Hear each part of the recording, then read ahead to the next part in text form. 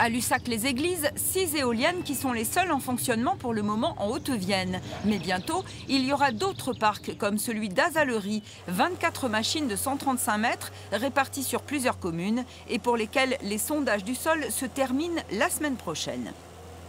Alors les éoliennes au Moyeux, elles feront 85 mètres, plus après encore 50 mètres de pales. C'est pour ça qu'il faut qu'on étudie correctement le sol pour qu'elles tiennent le choc. But essentiel pour les élus des 43 communes concernées par les retombées, surtout avoir des sources de financement que l'État ne leur donne plus pour mener à bien leurs projets. Pour ce qui est des retombées communales, on estime à peu près à entre 2 et 5 000 euros les retombées par machine. Et pour la partie communautaire, le parc Basse-Marche, 24 machines, fera une recette à peu près de 400 000 euros à horizon 2019-2020. À elle seule, Azalerie aura 11 éoliennes, une part importante du budget communal. Cela pourrait faire, je dirais, dans les 20%. Ça fait 20% du budget futur de la commune. Oui, 20%, oui, je pense. Oui, 55 000 sur le 100 000.